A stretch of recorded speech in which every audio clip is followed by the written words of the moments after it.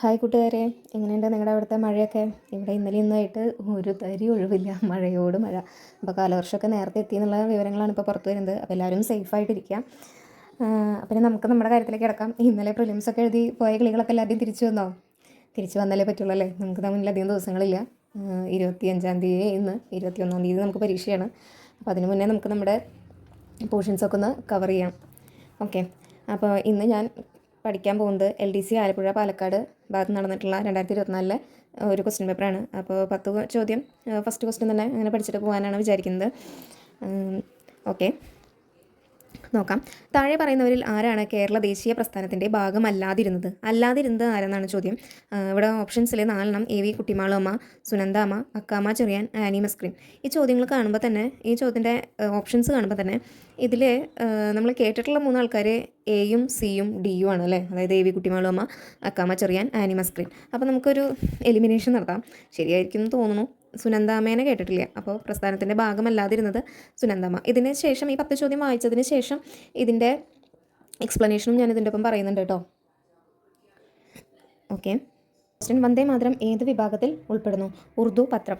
മനുഷ്യന് ചില മൗലിക അവകാശങ്ങളുണ്ട്, അതിനെ ഹനിക്കാൻ ഒരു ഗവൺമെൻറ്റിനും അവകാശമില്ല. ഇത് ആരുടെ വാക്കുകളാണ്? John Locke. 3ാമത്തെ ക്വസ്റ്റ്യൻ, മനുഷ്യന് ചില മൗലിക അവകാശങ്ങളുണ്ട്, അതിനെ ഹനിക്കാൻ ഒരു ഗവൺമെൻറ്റിനും അവകാശമില്ല. ഇത് ആരുടെ വാക്കുകളാണ്? John Locke. സൺയാത് സെൻ്റെ തത്വങ്ങൾ ഏവ? 4ാമത്തെ ചോദ്യം, സൺയാത് സെൻ്റെ തത്വങ്ങൾ ഏതൊക്കെയാണ്? 1, 2, 3 ആണ് വരുന്നത്. നിങ്ങൾക്ക് ക്ലിയർ ആണെന്ന് വിചാരിക്കുന്നു. ദേശീയത, ജനാധിപത്യം, സോഷ്യലിസം. ഏതൊക്കെയാണ്? ദേശീയത, ജനാധിപത്യം, സോഷ്യലിസം. ഇത് 3 ആണ് സൺയാത് സെന്നിൻ്റെ തത്വങ്ങൾ. ഇനി 5ാമത്തെ, UN-ൽ ഇപ്പോൾ എത്ര അംഗങ്ങളാണ് നിലവിലുള്ളത്? 193. 6, 1-ാം കറുപ്പ് യുദ്ധം അവസാനിപ്പിച്ച ഉടമ്പടി ഏതാണ്? നാങ്കിങ് ഉടമ്പടി. 7ാമത്തെ, ഹോൾസ് ലാറ്റിറ്റ്യൂഡ് ഇങ്ങനെയും അറിയപ്പെടുന്നു. ഏതാണ്? ഉപോഷ്ണ ഉച്ചമർദ്ദ മേഖല എന്നും കൂടി അറിയപ്പെടുന്നു. 8, സൂര്യന് ചുറ്റുമുള്ള ഭൂമിയുടെ ഭ്രമണത്തിൽ സംഭവിക്കുന്ന പെരിഹീലിയൻ എന്താണ് നമ്മൾ ഉദ്ദേശിക്കുന്നത്, അല്ലെങ്കിൽ എന്താണ് മനസ്സിലാക്കുന്നത്?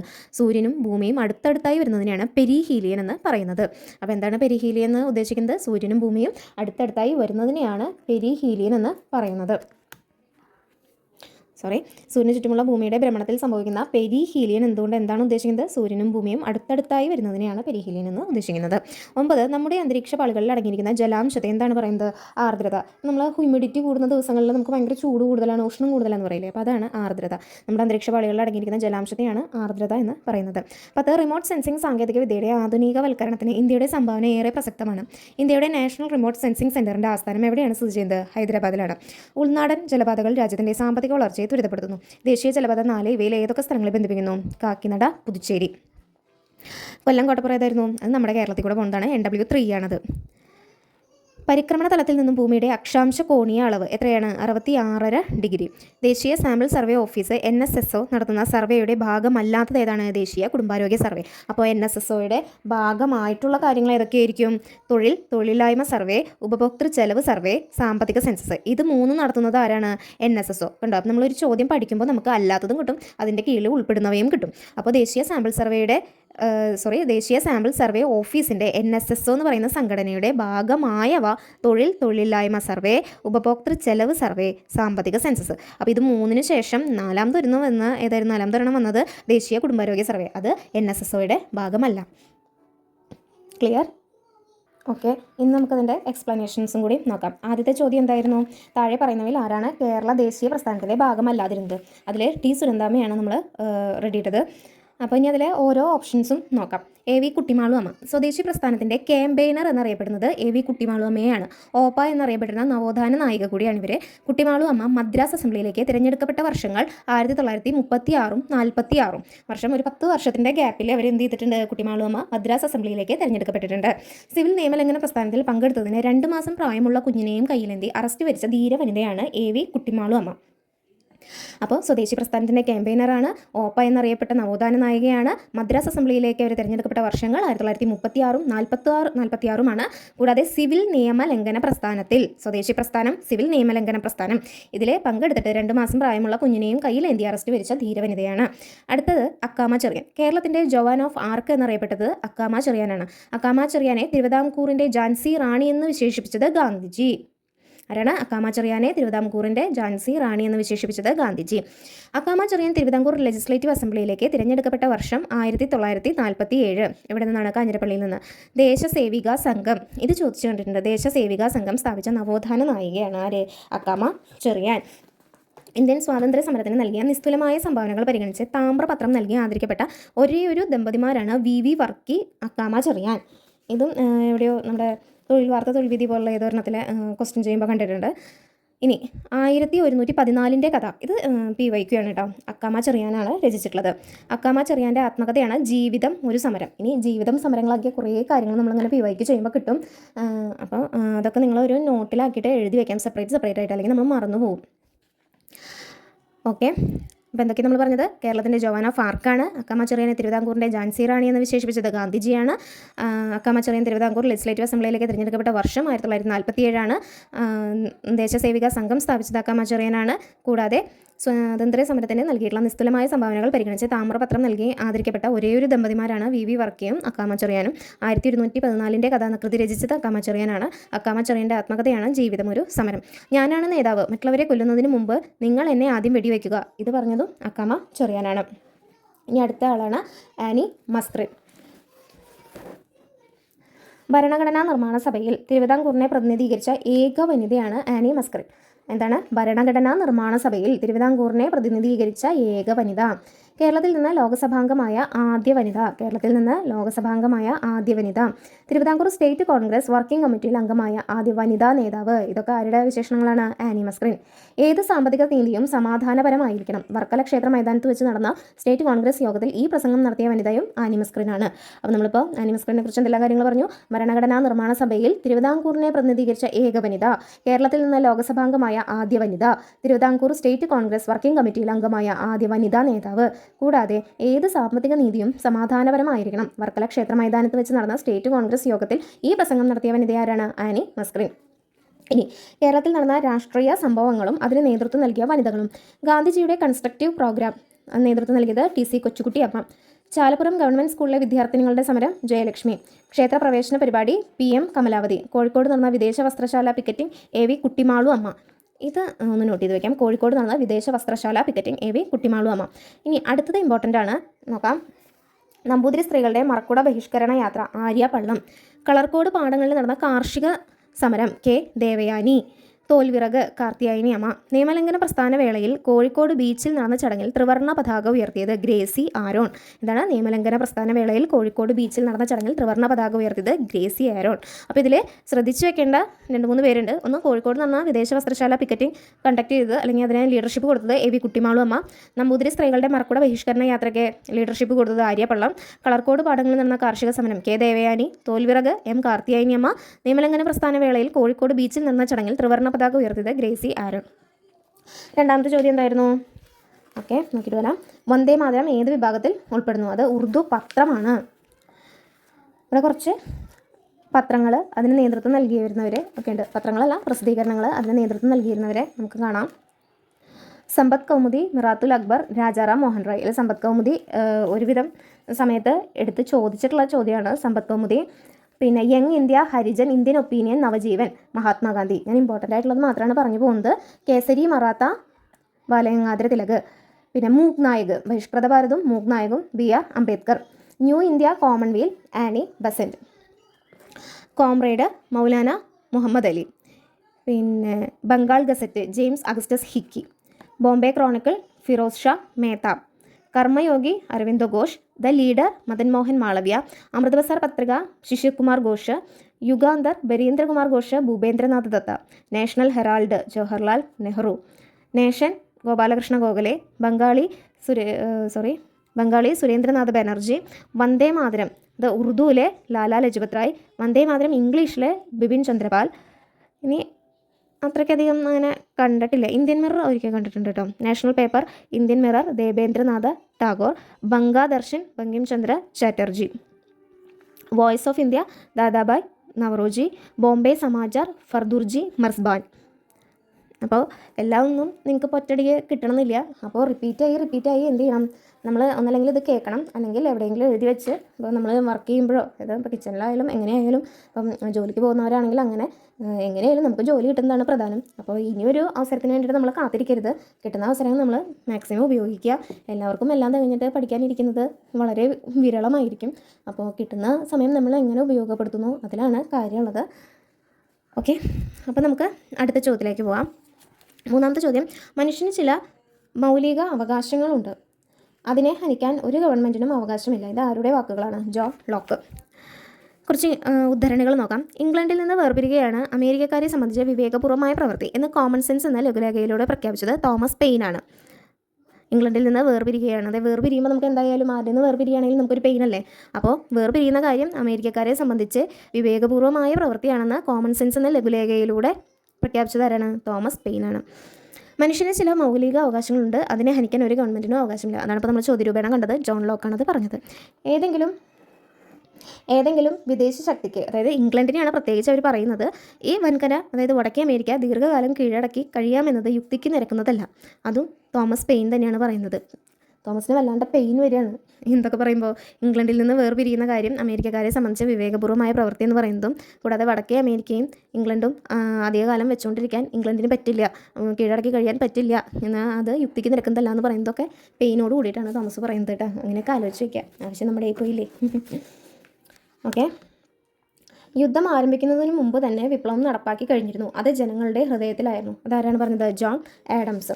ഇനി കോമൺ സെൻസിൻ്റെ രചയിതാവിൻ്റെ പേനയില്ലായിരുന്നെങ്കിൽ വാഷിങ്ടൺ വാളുയർത്തിയത് വിഫലമായേനെ എന്ന് തോമസ് പെയിനെ പറ്റി അഭിപ്രായപ്പെട്ടത് ജോൺ ആഡംസ്. തദ്ദേശീയരെ സംബന്ധിച്ചിടത്തോളം അമേരിക്കൻ വിപ്ലവത്തിൻ്റെ ഫലം കുടിയേറ്റക്കാരുടേതിന് നേർവിപരീതമായിരുന്നു. അവർക്ക് വ്യാപനം സങ്കോചിക്കലായും ജനാധിപത്യം നിഷ്ഠൂരവാഴ്ചയായും അഭിവൃദ്ധി ദാരിദ്ര്യമായും സ്വാതന്ത്ര്യം ബന്ധനമായും മാറി. അത് പറഞ്ഞത് ഹവാർഡ് സ്പെഡേക്ക്, അമേരിക്കൻ ചരിത്രകാരനായിട്ടുള്ള ഹവാർഡ് സ്പെഡേക്കാണ് ഇത്രയധികം ഒരു കാര്യത്തെപ്പറ്റി പറഞ്ഞു വെച്ചത്. എന്താണ്? തദ്ദേശീയരെ സംബന്ധിച്ചിടത്തോളം അമേരിക്കൻ വിപ്ലവത്തിൻ്റെ ഫലം കുടിയേറ്റക്കാരുടേതിനെ നേർവിപരീതമായിരുന്നു. അവർക്ക് വ്യാപനം സങ്കോചിക്കലായും ജനാധിപത്യം നിഷ്ഠൂരവാഴ്ചയായും അഭിവൃദ്ധി ദാരിദ്ര്യമായും സ്വാതന്ത്ര്യം ബന്ധനമായും മാറി. ഓക്കെ, അടുത്ത ചോദ്യം നോക്കാം. സൺയാത് സെന്നിൻ്റെ തത്വങ്ങൾ ഏതെന്നായിരുന്നു ചോദ്യം ഉണ്ടായിരുന്നത്. അപ്പോൾ 3 കാര്യങ്ങൾ പറഞ്ഞിട്ടുണ്ട്. ദേശീയത, ജനാധിപത്യം, സോഷ്യലിസം. ഇതാണ് സൺയാത് സെന്നിൻ്റെ തത്വങ്ങൾ ഉണ്ടായിരുന്നത്. അപ്പോൾ ഡീറ്റെയിൽസിലേക്ക് പോവാം. അപ്പോൾ സൺയാത് സെൻ പ്രാധാന്യം നൽകിയ ആശയങ്ങൾ. ചൈനയുടെ മാറ്റത്തിനായി സൺയാത് സെൻ അവതരിപ്പിച്ച പരിപാടിയാണ് 3 തത്വങ്ങൾ എന്ന് അറിയപ്പെടുന്നത്. ആ 3 തത്വങ്ങളാണ് നമ്മൾ നേരത്തെ ഓപ്ഷനിൽ കണ്ടത്. സാൻ മിൻ ചുയി എന്നും ഇവ അറിയപ്പെടുന്നു. എന്താണ്? സാൻ മിൻ ചുയി. സൺയാത് സെന്നിൻ്റെ ആശയങ്ങളായതുകൊണ്ട് സൺയാത് സെൻ്റെ പേരിന് തുടക്കം തന്നെ കൊടുത്തിരിക്കാൻ തോന്നുന്നു. സാൻ മിൻ ചുയി. ദേശീയത, ജനാധിപത്യം, സോഷ്യലിസം. അല്ല ദേശീയത നോക്കാം. മഞ്ചൂറിയൻ പ്രദേശക്കാരായ മഞ്ചു രാജവംശത്തെയും സാമ്രാജ്യ ശക്തികളെയും പുറത്താക്കുക, ജനാധിപത്യ ഭരണം സ്ഥാപിക്കുക. അത് ജനാധിപത്യത്തിലെ. സോഷ്യലിസം, മൂലധനത്തെ നിയന്ത്രിക്കുകയും ഭൂമി തുല്യമായി വിതരണം നടത്തുകയും ചെയ്യുക. അപ്പോൾ ഇത് 3 സൺയാത് സെന്നിൻ്റെ പ്രധാന ആശയങ്ങൾ. ഏതൊക്കെയാണ്? ദേശീയത, ജനാധിപത്യം, സോഷ്യലിസം. അത് സാൻ മിൻ ചുയി എന്നും അറിയപ്പെടുന്നു.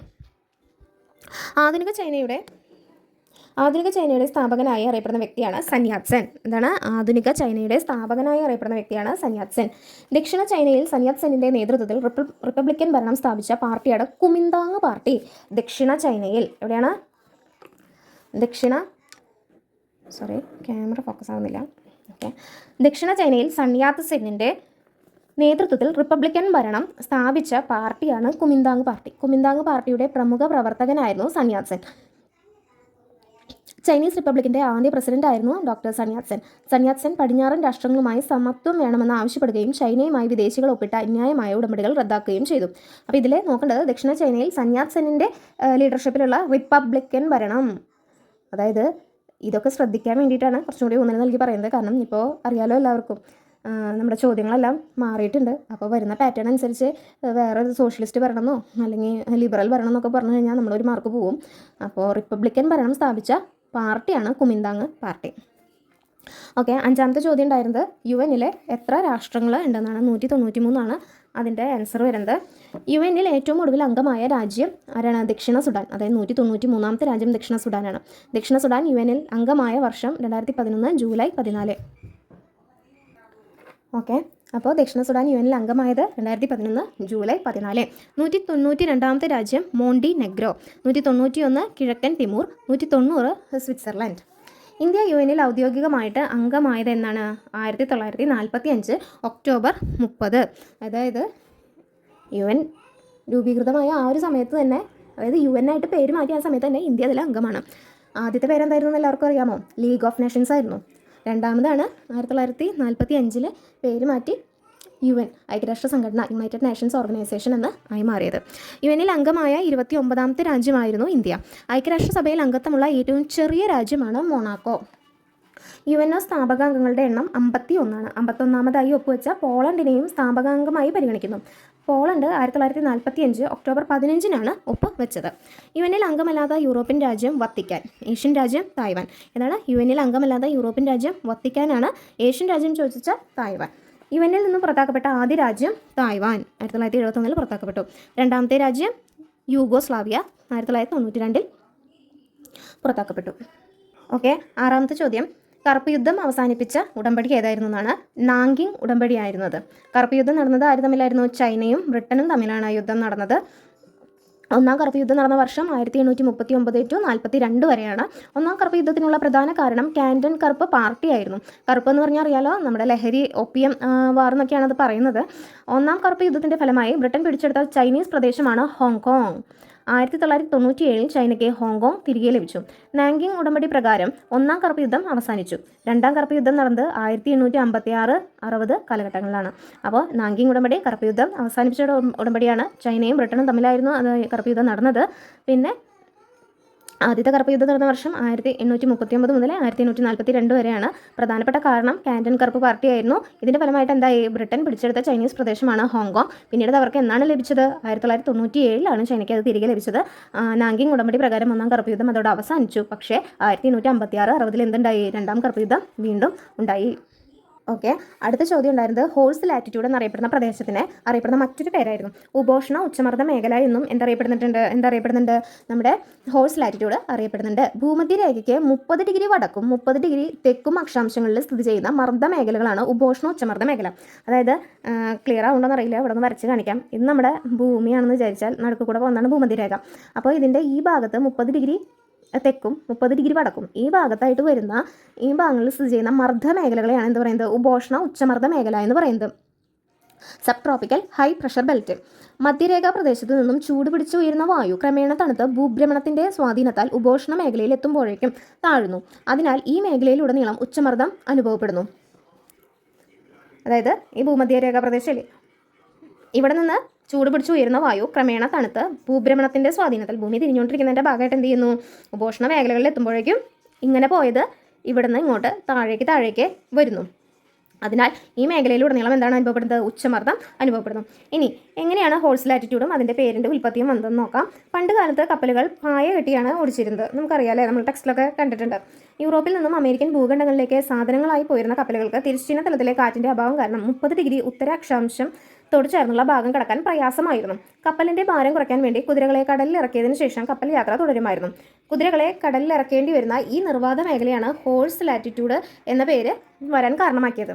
എന്തായിരുന്നു? പണ്ട് കാലത്ത് കപ്പലുകൾ പോകുന്ന സമയത്ത് ഒരു പ്രദേശത്ത് എത്തുമ്പോൾ തിരശ്ചീന തലത്തിലെ കാറ്റിൻ്റെ അഭാവം കാരണം പായ്വഞ്ചിക്ക് പോകണമെങ്കിൽ കാറ്റ് വേണം. അപ്പോൾ ആ കാറ്റിൻ്റെ അഭാവം കാരണം 30 ഡിഗ്രി ഉത്തര അക്ഷാംശത്തോട് ചേർന്നുള്ള ഭാഗം, ഉത്തരമേഖല എന്ന് പറയുമ്പോൾ ഒരു വടക്ക് മേഖലയോട് ചേർന്നിട്ടുള്ള ഭാഗം വരുമ്പോൾ ആ ഭാഗം കടക്കാൻ പ്രയാസമായി വന്നു.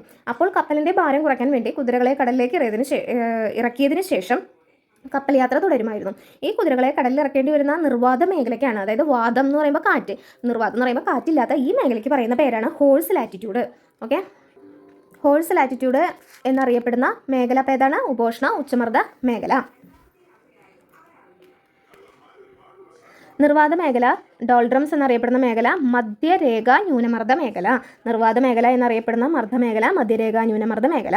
പണ്ട് പായ്ക്കപ്പലുകളിൽ സഞ്ചരിച്ചിരുന്ന യാത്രികർ ഭയപ്പെട്ടിരുന്ന മേഖലയാണ് മധ്യരേഖാ ന്യൂനമർദ്ദ മേഖല. വായു വൻതോതിൽ മുകളിലേക്ക് ഉയർന്നു പൊങ്ങുന്നത് കൊണ്ട് മധ്യരേഖാ ന്യൂനമർദ്ദ മേഖലയിൽ കാറ്റുകൾ തീരെ ദുർബലമാണ്. കാറ്റുകളില്ലാത്ത ഈ മേഖല അറിയപ്പെടുന്നതാണ് നിർവാത മേഖല അല്ലെങ്കിൽ ഡോൾഡ്രംസ്. ഭൂമധ്യരേഖയ്ക്ക് 60 ഡിഗ്രി വടക്കും 60 ഡിഗ്രി തെക്കും അക്ഷാംശങ്ങളിൽ സ്ഥിതി ചെയ്യുന്ന മർദ്ദ മേഖലകളെ എന്ത് പറയുന്നു? ഉപദ്രവീയ ന്യൂനമർദ്ദ മേഖലകളെന്ന് പറയുന്നു. ഉപദ്രവീയ ന്യൂനമർദ്ദ മേഖലകളുടെ രൂപീകരണത്തിൽ പ്രധാന പങ്കുവഹിക്കുന്ന പ്രഭാവമാണ് കോറിയോലിസ് പ്രഭാവം. എന്നാണ് ഉപദ്രവീയ ന്യൂനമർദ്ദ മേഖലകളുടെ രൂപീകരണത്തിൽ പ്രധാന പങ്കുവഹിക്കുന്ന പ്രഭാവം കോറിയോലിസ് ബലം. ധ്രുവപ്രദേശത്ത് അനുഭവപ്പെടുന്ന മർദ്ദ മേഖല ധ്രുവീയ ഉച്ചമർദ്ദ മേഖല. ശ്രദ്ധിക്കണം, ധ്രുവപ്രദേശത്ത് അനുഭവപ്പെടുന്ന മർദ്ദമേഖല, ധ്രുവപ്രദേശത്ത് അനുഭവപ്പെടുന്ന മർദ്ദമേഖല ധ്രുവീയ ഉച്ചമർദ്ദ മേഖല. ഏറ്റവും കുറച്ച് താപം ലഭിക്കുന്ന മർദ്ദമേഖല ധ്രുവീയ ഉച്ചമർദ്ദ മേഖല. കാരണം അവിടെ തണുപ്പല്ലേ, അതുകൊണ്ട് താപം കുറച്ചാണ് ഉള്ളൂ. സൂര്യനും ഭൂമിയും അവിടെ ഒരു തെറ്റ് പറ്റിയിട്ടുണ്ട്. ധ്രുവപ്രദേശത്ത് അനുഭവപ്പെടുന്ന മർദ്ദമേഖല ധ്രുവീയ ഉച്ചമർദ്ദ മേഖല. ഏറ്റവും കുറച്ച് താപം ലഭിക്കുന്ന മർദ്ദമേഖല ധ്രുവീയ ഉച്ചമർദ്ദ മേഖല. കാരണം സൂര്യൻ്റെ താപം ഇവിടെയാണ് സൂര്യൻ ഉണ്ടാവുക. ഇവിടുന്നാണ് സൂര്യൻ്റെ താപം ഏറ്റവും നേരിട്ട് കിട്ടുക നമ്മുടെ ഭൂമധ്യരേഖയുടെ അവിടേക്ക്. അപ്പോൾ ഇവിടുന്ന് വടക്കോട്ട് പോകുന്നതും സൂര്യൻ്റെ താപം കുറയുന്നതുകൊണ്ടാണ് അവിടെ താപം ലഭിക്കുന്നതും കുറയുന്നത്. സോറി, പറഞ്ഞതിലൊരു മിസ്റ്റേക്ക് പറ്റിയതാണ്. ഏറ്റവും കുറച്ച് താപം ലഭിക്കുന്ന മർദ്ദമേഖല ധ്രുവീയ ഉച്ചമർദ്ദ മേഖല. ഓക്കെ, ഇനി 8ാമത്തെ ചോദ്യം നോക്കാം. ഓക്കെ, 8ാമത്തെ ചോദ്യം എന്താണ് പെരിഹീലിയൻ എന്നായിരുന്നു. പെരിഹീലിയൻ എന്ന് പറഞ്ഞു കഴിഞ്ഞാൽ സൂര്യനും ഭൂമിയും അടുത്തടുത്തായി വരുന്നതിനെയാണ് എന്തെന്ന് പറയുന്നത്, പെരിഹീലിയൻ എന്ന് പറയുന്നത്. ഇപ്പോൾ ഇവിടെ ഒരു ചിത്രം കാണിക്കുന്നുണ്ട്, കുറച്ച് ഡാർക്കായ കാരണം എത്രത്തോളം വീഡിയോയിൽ വരുമ്പോൾ നിങ്ങൾക്ക് മനസ്സിലാവുമെന്ന് അറിയില്ല. ഇവിടെ സൂര്യ സമീപകം, ഇവിടെ സൂര്യോച്ചം, അതായത് ജനുവരി 3 ജൂലൈ 4 ഇടയിൽ സൂര്യനും ഭൂമിയും നേർരേഖയിൽ വരുന്നതിനെയാണ് നേർരേഖയിൽ അടുത്തടുത്തായി വരുന്നതിനെയാണ് പെരിഹീലിയൻ എന്ന് പറയുന്നത്. സൂര്യ സമീപകം എന്നാണ് പെരിഹീലിയൻ്റെ മലയാളം അർത്ഥം വരുന്നത് കേട്ടോ. സൂര്യനും ഭൂമിയും അടുത്തും അകന്നും. ഒരു പരിക്രമണ കാലയളവിൽ ഭൂമിക്ക് സൂര്യനിൽ നിന്നുള്ള അകലത്തിൽ നിരന്തരം മാറ്റം ഉണ്ടായിക്കൊണ്ടിരിക്കും. ഭൂമി സൂര്യനോട് ഏറ്റവും അടുത്തു വരുന്ന ദിനം സൂര്യ സമീപ ദിനം പെരിഹീലിയൻ, അത് ജനുവരി 3 ആണ്. ഭൂമി സൂര്യനോട് ഏറ്റവും അടുത്തു വരുന്ന ദിനം എന്നാണ് ജനുവരി 3 സൂര്യ സമീപ ദിനത്തിൽ സൂര്യനും ഭൂമിയും തമ്മിലുള്ള അകലം 147 ദശലക്ഷം കിലോമീറ്റർ ആയിരിക്കും. അപ്പോൾ അടുത്ത് വരുന്നു എന്ന് പറയുന്നുണ്ട് അല്ലേ, ജനുവരി 3 അടുത്ത് വരുന്നു എന്ന് പറയുമ്പോൾ അത് എത്ര ലക്ഷം കിലോമീറ്ററിലാണ് അവർ തമ്മിലുള്ള അകലം? 147 ദശലക്ഷം കിലോമീറ്റർ അകലമാണ്. ഭൂമി സൂര്യനിൽ നിന്ന് ഏറ്റവും അകന്നു പോകുന്ന ദിനം ഏതാണ്? അത് ജൂലൈ 4 അതിനെ സൂര്യവിദൂര ദിനമെന്നോ സൂര്യോച്ചമെന്നോ പറയുന്നു. ഭൂമി സൂര്യനോട് അടുക്കുന്നത് ജനുവരി 3 അകലുന്നത് ജൂലൈ 4 സൂര്യവിദൂര ദിനത്തിൽ സൂര്യനും ഭൂമിയും തമ്മിലുള്ള അകലം 152 ദശലക്ഷം കിലോമീറ്റർ ആയിരിക്കും. പരിക്രമണ വേളയിൽ സൂര്യൻ്റെ ആപേക്ഷിക സ്ഥാനം മധ്യരേഖയ്ക്ക് നേർമുകളിലാകുന്ന ദിവസങ്ങൾ മാർച്ച് 21 സെപ്റ്റംബർ 23. ഇത് ചോദ്യം പലപ്പോഴായിട്ട് വന്നിട്ടുള്ളൊരു ഭാഗമാണ് കേട്ടോ. ഭൂമി സൂര്യനോട് ഏറ്റവും അടുത്ത് വരുന്ന ദിനം സൂര്യസമീപ ദിനം എന്ന് പറയുന്നത് ജനുവരി 3 ഇനി സൂര്യൻ ഭൂമിയിൽ നിന്നും അകലുന്ന ആ ഒരു ഡേറ്റ് അത് ജൂലൈ 4 പിന്നെ പരിക്രമണ വേളയിൽ സൂര്യൻ്റെ ആപേക്ഷിക സ്ഥാനം മധ്യരേഖയ്ക്ക് നേർമുകളിലാകുന്ന ദിവസങ്ങൾ മാർച്ച് 21 സെപ്റ്റംബർ 23. 9ാമത്തെ ചോദ്യം വരുന്നത് നമ്മുടെ അന്തരീക്ഷ പാളികളിൽ അടങ്ങിയിരിക്കുന്ന ജലാംശത്തെ എന്താണ് പറയുന്നതെന്നാണ്. ആർദ്രതയാണ് വരുന്നത്.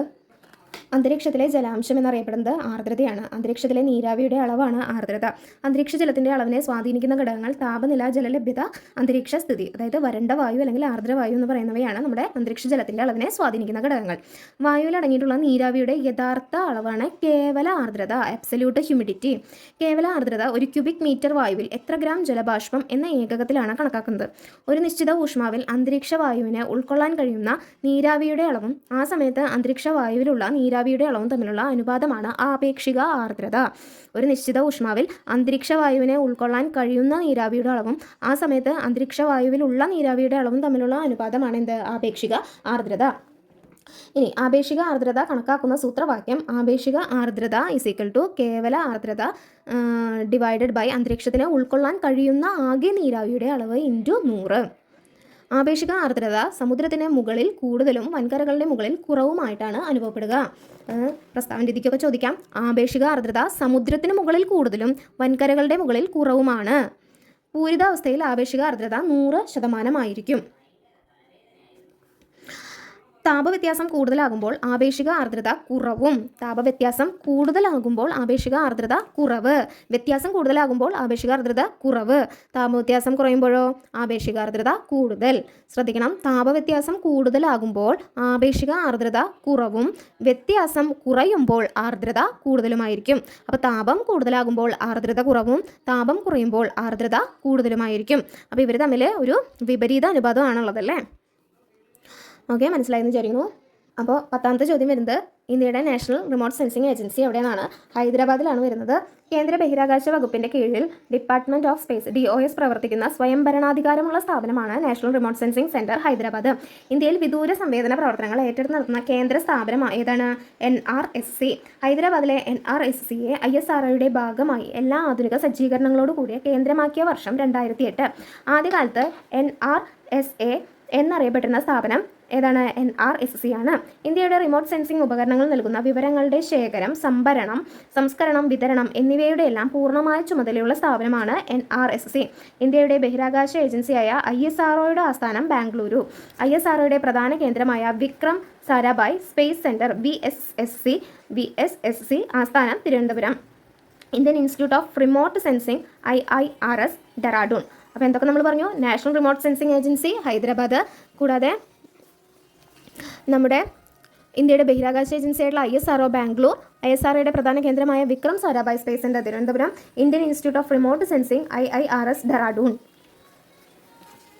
അടുത്ത ചോദ്യം, ദേശീയ ജലപാത 4 ബന്ധിപ്പിക്കുന്ന സ്ഥലങ്ങൾ ഏതൊക്കെയാണെന്നാണ്. കാക്കിനഡ, പുതുച്ചേരിയാണ് വരുന്നത്. ആന്ധ്രാപ്രദേശിലെ കാക്കിനഡ മുതൽ പുതുച്ചേരി വരെ നീളം 1078 കിലോമീറ്റർ. നിർദ്ദിഷ്ട നീളം 2890. നമ്മളോട് അങ്ങനെയൊന്നും ചോദിക്കില്ല. 1078 കിലോമീറ്റർ. ഇനി NW4 സ്ഥിതി ചെയ്യുന്ന നദി ഗോദാവരി, കൃഷ്ണ. നമ്മുടെ SCRT ടെക്സ്റ്റിൽ കിടക്കുന്ന ഒരു ബോക്സാണ്. ഈ ബോക്സുകളൊക്കെ നമുക്ക് ഇമ്പോർട്ടൻ്റ് ആണ്. ഇതൊക്കെ നിങ്ങൾ എഴുതി വെച്ച് പഠിച്ചാലും കുഴപ്പമില്ല. തെറ്റിപ്പോയാൽ നമ്മൾ 1 മാർക്കാണ് പോവുക. ഇതൊക്കെ എളുപ്പം നമുക്ക് മാർക്ക് സ്കോർ ചെയ്യാവുന്ന ഏരിയകളാണ്. കാരണം അത്രയോ അധികം പ്രാവശ്യം PSC ചോദിച്ചിട്ടുള്ള ഒരു ചോദ്യത്തിലൊന്നാണിത്. അതായത് ഈ നാഷണൽ വാട്ടർ വേസിൻ്റെ കണക്ക് 1 തൊട്ടിട്ട് 4 വരെ എപ്പോഴും മാറി മാറി അവർ ചോദിക്കുന്നതാണ്. ഓക്കെ. NW4 സ്ഥിതി ചെയ്യുന്ന നദി ഗോദാവരി, കൃഷ്ണ. NW1 ബന്ധിപ്പിക്കുന്ന സ്ഥലങ്ങൾ പശ്ചിമ ബംഗാളിലെ ഹാൽഡിയയെ ഉത്തർപ്രദേശിലെ അലഹബാദുമായി ബന്ധിപ്പിക്കുന്നു. ദേശീയ ജലപാതകളിലെ ആദ്യത്തേതും ഏറ്റവും നീളം കൂടിയതുമായ ജലപാതയാണ് NW1. അതിൻ്റെ നീളം 1620 കിലോമീറ്ററാണ്. NW1 ഗംഗ, ഭാഗീരഥി, ഹൂഗ്ലി എന്നീ നദികളുമായാണ് ബന്ധപ്പെട്ട് കിടക്കുന്നത്. ദേശീയ ജലപാത 1 കടന്നുപോകുന്ന സംസ്ഥാനങ്ങൾ ഉത്തർപ്രദേശ്, ബീഹാർ, ജാർഖണ്ഡ്, പശ്ചിമ ബംഗാൾ. ഇനി കേരളത്തിലെ ഏറ്റവും നീളം കൂടിയ ദേശീയ ജലപാതയാണ് NW3 എന്ന് പറയുന്നത്. NW5 ബന്ധിപ്പിക്കുന്നത് താൽച്ചർ, ധാമ്ര. NW5 സ്ഥിതി ചെയ്യുന്ന നദി ബ്രാഹ്മണി, മഹാനദി. അത് 623 കിലോമീറ്റർ ദൂരം പോകുന്നുണ്ട്. നമ്മുടെ കൊല്ലം മുതൽ കോട്ടപ്പുറം വരെയായിരുന്നു ആദ്യം NW3 ഉണ്ടായിരുന്നത്. ഇപ്പോൾ അത് നീട്ടിയിട്ട് കോഴിക്കോട് വരെ ആക്കിയിട്ടുണ്ട് കേട്ടോ. ഈസ്റ്റ് കോസ്റ്റ് കനാൽ എന്നറിയപ്പെടുന്നത് ദേശീയ ജലപാത 5 ആണ്. അതേതാണ്? താൽച്ചൽ, ധമ്ര എന്നറിയപ്പെടുന്ന ബ്രാഹ്മണി, മഹാനദി ആ നദിയിൽ ചേരുന്ന, അതായത് അതിൽ സ്ഥിതി ചെയ്യുന്ന 623 കിലോമീറ്ററോളം പോകുന്ന കനാലാണ് ഇത് ഈസ്റ്റ് കോസ്റ്റ് കനാൽ എന്ന് അറിയപ്പെടുന്നത്. കേരളത്തിൽ നിന്ന് ആരംഭിക്കുകയും എന്നാൽ ഭൂരിഭാഗം പ്രദേശവും തമിഴ്നാട്ടിൽ ഉൾപ്പെടുന്നതുമായ ദേശീയ ജലപാതയാണ് NW13 എന്ന് പറയുന്നത്. AVM കനാലെന്നും അല്ലെങ്കിൽ പൂവാർ ഇരയിമ്മൻ തുറ കനാലെന്നും ഇത് അറിയപ്പെടുന്നു. NW2 ദേശീയ ജലപാതയായി പ്രഖ്യാപിക്കപ്പെട്ടത് 1988 സെപ്റ്റംബർ 1-നാണ്. ഈ പാതയുടെ നീളം 891 കിലോമീറ്ററാണ്. NW2 ബന്ധിപ്പിക്കുന്നത് സാദിയ, ദുബ്രി, അസമിലാണ് വരുന്നത്. അപ്പോൾ ദേശീയ ജലപാതകൾ ബന്ധിപ്പിക്കുന്ന സ്ഥലം, അതിൻ്റെ നീളമൊക്കെ കാണിച്ചിട്ടുള്ള ബോക്സ് ഇവിടെ കൊടുത്തിട്ടുണ്ട്. അപ്പോൾ അത് എല്ലാവർക്കും കാണാൻ പറ്റുമെന്ന് വിചാരിക്കുന്നു. അപ്പോൾ ഇതൊക്കെ എല്ലാവരും എഴുതിയെടുത്ത് പഠിക്കാൻ വേണം, തെറ്റിക്കരുത്. നമുക്കൊരു മാർക്കാണ് തെറ്റിയാൽ പോവുക. 0.33 ആണ്. പക്ഷേ ഇതൊക്കെ പോയി കഴിഞ്ഞാൽ ഒക്കെ നമ്മുടെ തന്നെ മിസ്റ്റേക്കുകളാണ്. കാരണം ഇത് എത്രയോ കാലങ്ങളായിട്ട് PSC ചോദിച്ചു വരുന്ന ഒരു മേഖലയാണെന്ന് അറിയാമോ. ഓക്കെ. 12ാമത്തെ ചോദ്യം വരുന്നത്, പരിക്രമണ തലത്തിൽ നിന്നും ഭൂമിയുടെ അക്ഷാംശ കോണീയ അളവ് അത് എത്രയാണ്? 66.5 ഡിഗ്രിയാണ് വരുന്നത്. ഭൂമിയുടെ അച്ചുതണ്ടിൻ്റെ പരിക്രമണ തലത്തിൽ നിന്നുള്ള ചെരിവ് 66.5 ഡിഗ്രി. ഭൂമിയുടെ അച്ചുതണ്ടിൻ്റെ ലംബ തലത്തിൽ നിന്നുള്ള ചെരിവ് 23.5 ഡിഗ്രി. ഒരു ചിത്രം കാണാമെന്ന് വിചാരിക്കുന്നു അല്ലേ. ഭൂമിയുടെ അച്ചുതണ്ടിൻ്റെ പരിക്രമണ തലത്തിൽ നിന്നുള്ള ചെരിവ് കണ്ടോ, ഇവിടേക്ക് നീങ്ങിയിട്ട് 66 ഇങ്ങോട്ട് നീങ്ങുമ്പോൾ, പിന്നെ ഭൂമിയുടെ അച്ചുതണ്ടിൻ്റെ ലംബതലത്തിൽ നിന്നുള്ള ചെരിവ് നോക്കുമ്പോൾ ഇവിടെ 23.5 വരുന്നു. ഭൂമിയുടെ കേന്ദ്ര ഭാഗത്തോടു കൂടി കടന്നു പോകുന്ന സാങ്കല്പിക ദണ്ഡിനെയാണ് നമ്മൾ അച്ചുതണ്ട് എന്ന് പറയുന്നത്. പരിക്രമണ വേളയിലുടനീളം ഭൂമി അച്ചുതണ്ടിൻ്റെ 23.5 ഡിഗ്രി ചെരിവ് നിലനിർത്തുന്നതാണ് അച്ചുതണ്ടിൻ്റെ സമാന്തരത എന്ന് പറയുന്നത്. എന്താണ്? പരിക്രമണ വേളയിലുടനീളം ഭൂമി അച്ചുതണ്ടിൻ്റെ 23.5 ഡിഗ്രി ചെരിവ് നിലനിർത്തുന്നതിനെ അച്ചുതണ്ടിൻ്റെ സമാന്തരത എന്ന് പറയുന്നു. സൂര്യൻ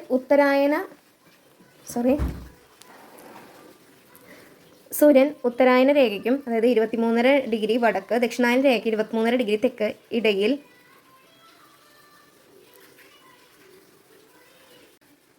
സൂര്യൻ്റെ ഉത്തരായന രേഖയ്ക്ക് 23.5 ഡിഗ്രി വടക്ക്, ദക്ഷിണായന രേഖയ്ക്ക് 23.5 ഡിഗ്രി തെക്ക് ഇടയിൽ ആപേക്ഷികമായ സ്ഥാനമാറ്റം ഉണ്ടാകുന്നതാണ് സൂര്യൻ്റെ അയനം എന്ന് പറയുന്നത്. ഭൂമിയിൽ ഋതുക്കൾ ഉണ്ടാകാനുള്ള കാരണം ഭൂമിയുടെ പരിക്രമണമാണ്. സൗരോർജ്ജ ലഭ്യതയിലുള്ള ഏറ്റക്കുറച്ചിലുകളാണ് വ്യത്യസ്ത ഋതുക്കളുടെ പ്രധാന സവിശേഷത. ഇതിന് കാരണമാകുന്നത് ഭൂമിയുടെ പരിക്രമണവും അച്ചുതണ്ടിൻ്റെ ചെരിവുമാണ്. ഭൂമിയിൽ പകലും രാത്രിയും മാറി മാറി അനുഭവപ്പെടാനുള്ള കാരണം ഭ്രമണമാണ്. ഇതൊക്കെ നോർമലി എല്ലാവർക്കും അറിയുന്നതല്ലേ.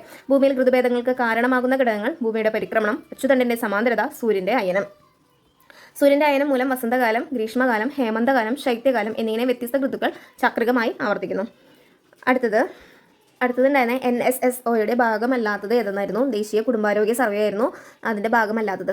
ആരോഗ്യം, ജനസംഖ്യ, പോഷകാഹാരം എന്നിവയെക്കുറിച്ചുള്ള വിവരങ്ങൾ ശേഖരിക്കുന്നതിനായി ദേശീയ കുടുംബാരോഗ്യ സർവേ നടത്തുന്നത് ആരോഗ്യ കുടുംബക്ഷേമ മന്ത്രാലയമാണ്. സാമൂഹിക സാമ്പത്തിക സർവേകൾ കൃത്യമായും നടത്തുന്ന ഇന്ത്യയിലെ ഏറ്റവും വലിയ സംഘടനയാണ് നാഷണൽ സാമ്പിൾ സർവേ ഓഫീസ് എന്ന് പറയുന്നത്. NSSO സ്ഥാപിതമായ വർഷം 1950 ആണ്.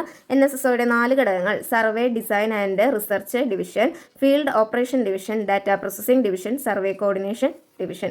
NSSOയുടെ റിപ്പോർട്ടുകൾ പ്രസിദ്ധീകരിക്കുന്ന ജേണൽ അല്ലെങ്കിൽ മാഗസിനാണ് സർവേക്ഷണ. ശ്രദ്ധിക്കണം, NSSOയുടെ റിപ്പോർട്ടുകൾ പ്രസിദ്ധീകരിക്കുന്ന ജേണൽ, മാഗസിൻ അല്ലെങ്കിൽ ത്രൈമാസിക സർവേക്ഷണ എന്നാണ് അറിയപ്പെടുന്നത്. NSSOയുടെ മെയിൻ ഡ്യൂട്ടി എന്തെന്നാണ് പറയുന്നത്? തൊഴിലില്ലായ്മ സർവേ, ഉപഭോക്തൃ ചെലവ് സർവേ, സാമ്പത്തിക സെൻസസ്, ഹൗസിംഗ് കണ്ടീഷൻ സർവേ, അനൗപചാരിക കാർഷികേതര സംരംഭങ്ങളുടെ സർവേ, അസംഘടിത സേവന മേഖലാ സർവേ, ഇന്ത്യ ആഭ്യന്തര tourism, periodic labour force survey, ഗാർഹിക ഉപയോഗ ചെലവ് സർവേ, വ്യവസായ വാർഷിക സർവേ, അർബൻ ഫ്രെയിം സർവേ തുടങ്ങിയ സർവേകൾ നടത്തുന്നത് ആരാണ്? NSSO ആണ്. അപ്പോൾ ഇത്രയധികം സർവേകൾ NSSO നടത്തുന്നുണ്ട്. അതിലില്ലാത്തത് ആര് മാത്രമാണ്? ദേശീയ കുടുംബാരോഗ്യ സർവേ. അത് NSSOയുടെ വകുപ്പിൽ പെടുന്നതല്ല. അപ്പോൾ നമ്മൾ 10 ചോദ്യം തുറന്നു. അപ്പോൾ ആ ഒരു പേജിൽ 2 ചോദ്യം കൂടി അഡീഷണൽ നിർത്തിയപ്പോൾ അതും കൂടി ആയിട്ട് ഇനി എന്താക്കണ്ട. പഠിച്ചു വരുമ്പോൾ നമുക്ക് പിന്നെ അതൊരു ലഹരിയായിട്ട് മാറണം. അപ്പോൾ രണ്ടെണ്ണം കൂടി അങ്ങനെയായിട്ട് മാറുമ്പോഴാണ് കുറച്ചുകൂടി നമുക്ക് തന്നെ നമ്മളോടൊരു കോമ്പറ്റീഷൻ തോന്നുക. എനിക്കത് കഴിയും എന്നുള്ളൊരു വാശി. അപ്പോൾ എല്ലാ കൂട്ടുകാർക്കും വിജയാശംസകൾ. നന്നായി പഠിക്കാൻ സാധിക്കട്ടെ. ഇനി ഒരാഴ്ചയുള്ളൂ സ്കൂളൊക്കെ തുറക്കാൻ വേണ്ടിയിട്ട്. മക്കളുടെ കാര്യങ്ങളൊക്കെ നേരത്തെ കൂട്ടി എല്ലാവരും സെറ്റാക്കിയിട്ടൊക്കെ വെക്കുക. ഹറി പറയുന്ന ആവാതിരിക്കുക. അപ്പോൾ എല്ലാ കൂട്ടുകാർക്കും വിജയാശംസകൾ. ബൈ.